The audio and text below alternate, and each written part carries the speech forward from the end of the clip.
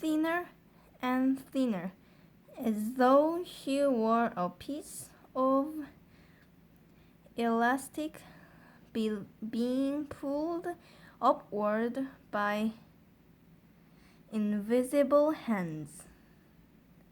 When the top of her head actually touched the ceiling, George thought she was bound to stop, but she didn't. There was a sort of scrunching noise, and bits of plaster and cement came raining down. "Hadn't you better stop now, Grandma?" George asked. George said, "Daddy's just had this whole room repainted." But there was no stopping her now.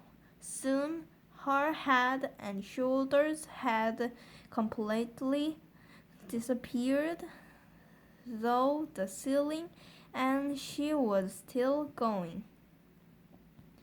George dashed upstairs to his own bedroom, and there she was, coming up through the floor like a mushroom. "Whoopee!" she shouted, finding her voice at last. "Hallelujah, here I come." "Steady, Grandma," George said with a "No, and up we go," she shouted. "But just watch me grow." "This is my room," George said. "Look at the mess you're making." "Terrific medicine," she cried. "Give me some more."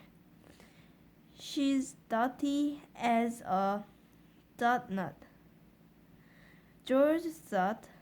"Come on, boy, give me some more," she yelled. "Dish it out." "I'm slowing down." George was still clutching the medicine bottle in one hand and the spoon in the other. "Oh well," he thought, "why not?" He poured out a second dose and popped it into her mouth. "Whoo-ee!" she screamed, and up she went again.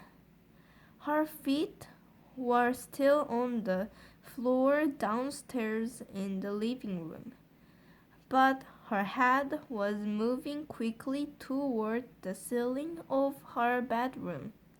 the bedroom. "I'm on my way now, boy," she called down to George. "Just watch me go."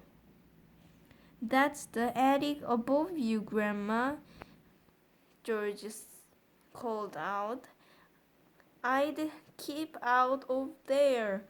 It's full of bugs and boogles." Crash!